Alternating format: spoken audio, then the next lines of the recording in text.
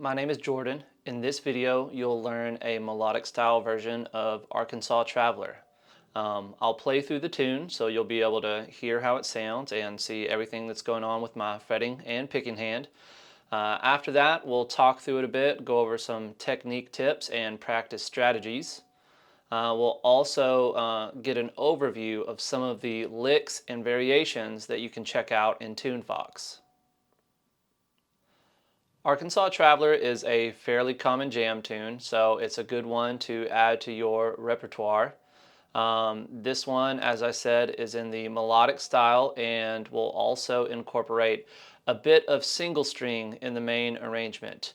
Usually when playing melodic style, there's some spots lower down the neck that we kind of run out of real estate and we need to adapt a bit and use some single string technique to get those lower notes. I'm going to count in by vocalizing something called potatoes. It's just the common way that when someone begins a fiddle tune or an instrumental at a jam, these potatoes are played before you jump into the actual melody of the tune, and it cues the whole band as to the tempo with which you'll play the tune, and everyone kind of knows how long they last and knows right when to jump in. If you don't know how to play any potatoes on banjo, then check some of those out in Tunefox. You can also listen back to the beginning of the video with the faster playthrough to hear what potatoes sound like before jumping into the actual melody of Arkansas Traveler. A common rhythm pattern that's used on banjo, fiddle, guitar, and mandolin is this bum diddy rhythm pattern. It's named because it sounds like the notes that are played in the rhythm. Bum diddy, bum diddy, bum diddy, bum.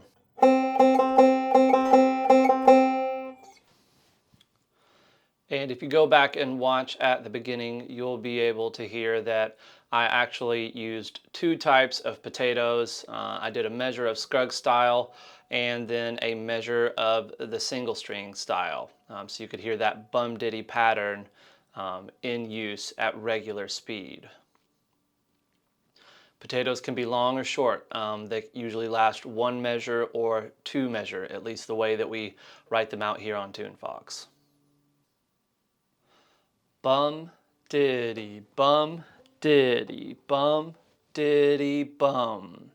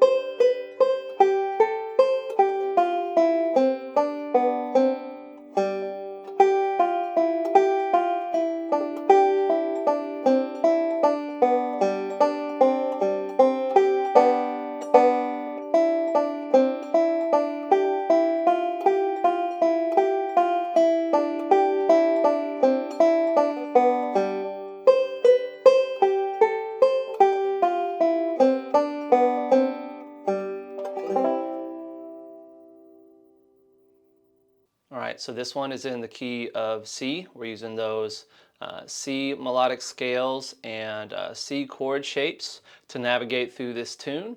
The common jam key is the key of D major. So to use these shapes and play in that key, we'll have to capo at the 2nd fret and also capo or spike your 5th string here at the 7th fret.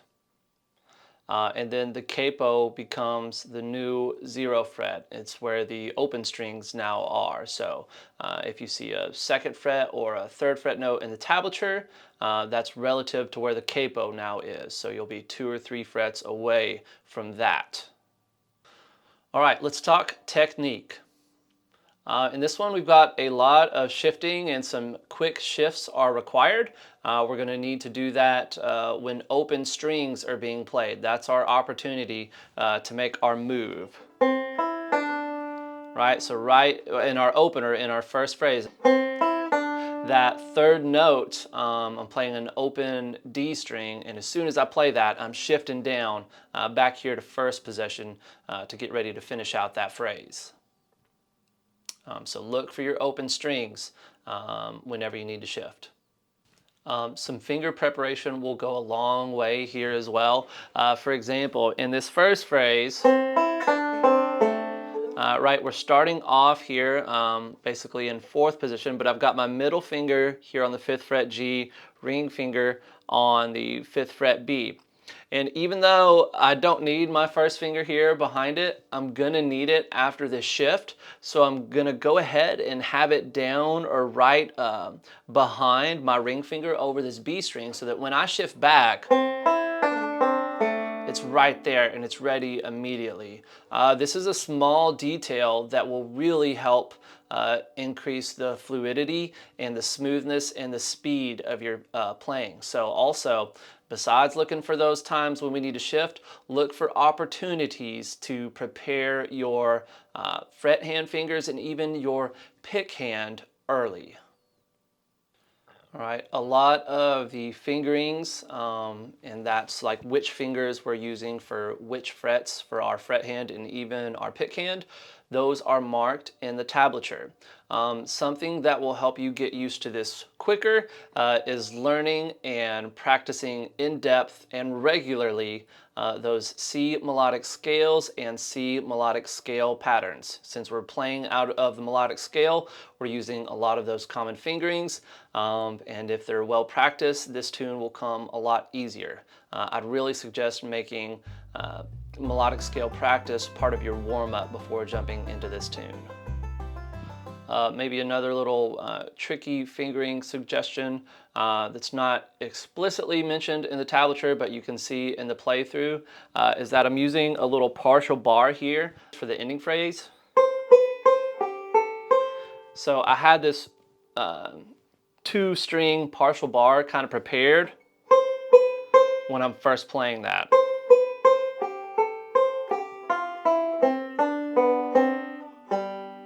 Right, so that's another example of having fret hand fingers prepared early. All right, it's time to go over some more practice strategies.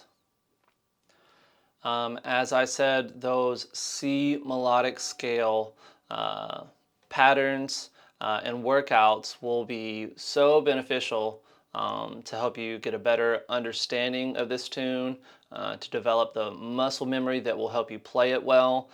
So I really suggest that you make playing those part of your warm-up before playing this actual tune. The scalar patterns are so common in these fiddle tunes. You know, it's often major scale bass, playing right out of the scale. So if we know those and already have them under our fingers, new tunes in the melodic style, new fiddle tunes, are going to come so much easier to you. Something else that will be good is repetitive listening. Listen along with the Tunefox player at a slow speed that you can really hear everything that's going on and kind of imagine playing. Something else that you could do is kind of just move your fret hand along in time as you're listening, or move your pick hand along in time as you're listening, or both, but not actually making the sound. That way we're really just focused on the listening aspect. That's going to help you develop your ears. It is very important. And sometimes, instead of focusing on the sound of the lead, focus on the sound of the chord changes. Learning to memorize those chord changes is so important, especially if you're planning on jamming with others. We want to start exercising our ears to develop those as much as we exercise our hands. remember to use those Tunefox tools. So you have your focus feature. That would be great to learn a phrase at a time. Remember to use that tempo slider. Slow it down to a speed that you can handle. Once you're able to put it together, play the whole song repetitively. Build up some endurance. And if you've got some basic backup memorized or can just do some basic vamping, practice switching between your lead and your vamping backup and just go back and forth like that. And then you're getting really good preparation to play at a jam. I want to dive into a few of these licks, some of the ones that I'm kind of partial to here. The Scruggs lick for measure 2 is pretty cool. It uses a drop thumb roll, a little bit of the melodic style, and then kind of finishes it off with a typical bit of Scruggs style vocabulary.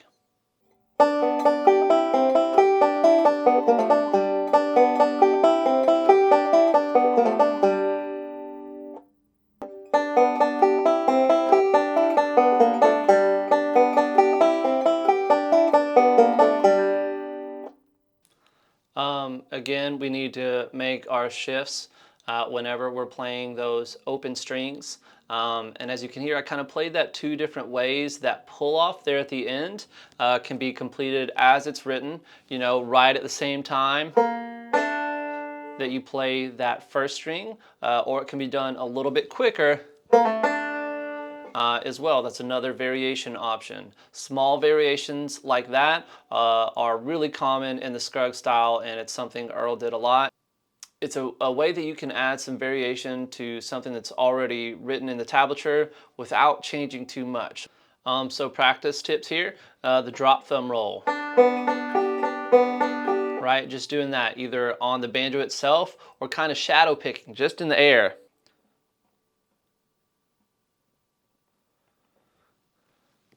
It seems silly, but it's really something that can help you mentally better understand the role and the movement required. Especially if you're doing it in time as you listen along using the focus feature in Tunefox. And just like we talked about, you can also do the same thing with your fretting hand while listening along. Just make those shifts in time, press down while listening using the focus feature in Tunefox and doing that pull off in time. That's just another thing that will really help kind of strengthen your understanding of the timing in both of the hands for what's going on in this lick. And if you need to, develop your own exercise. If just the pull-off is hard for you, then you're just going to need to sit around and do a bunch of pull-offs. The other lick I want to talk about is this accent pattern number 1 for measure 5. So an accent is just where we play some notes harder than others, or at least we're playing the others lighter than certain notes, right? It makes notes stand out, so we can bring out the melody, or we can add in a particular rhythmic feel that really helps bring the music to life. It's a way we can change the sound without changing any of the notes. And we've got 2 accent pattern licks available for measure 5, but the possibilities are absolutely limitless. And it's something, as I said, that will really bring a lot of life to whatever you're playing. All right, so we have this sort of descending melodic scale pattern from the main arrangement, and we're just adding an accent to the first note in each little 4-note group, right? So we've got kind of 4 4-note groups in here when we're playing these 16th notes. And we're just accenting, playing a little bit harder the first note of each of those.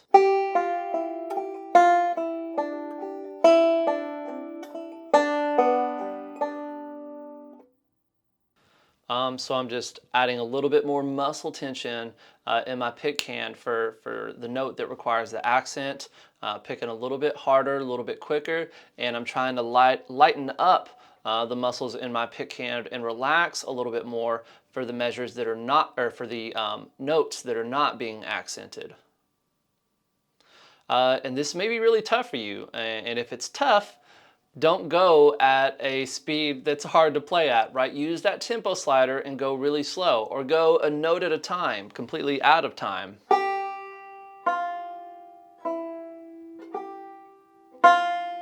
right? That way you kind of give yourself more time to think about what you're doing with each of your fingers.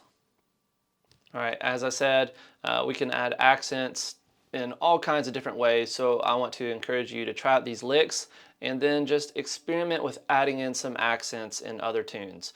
Maybe start simple by doing the first note in these 4-note groups like we have written, or even just the first note in each measure. If you haven't already, check out the melodic style version of Arkansas Traveler in the key of D. So we're playing in the actual original jam key. Won't need a capo whenever you're playing at a jam, but you will need to spike the 5th string, and just seeing some of the similarities between the D melodic scale use in Arkansas Traveler and the C melodic scale use will help you get a better understanding of the banjo fretboard and just level up as a player.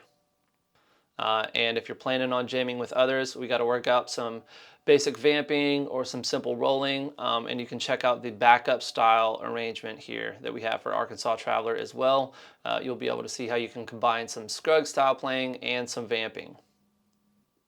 All right, that's all we got here for this version of Arkansas Traveler, melodic style out of the key of C. I hope you all enjoyed it. Keep picking and stay tuned.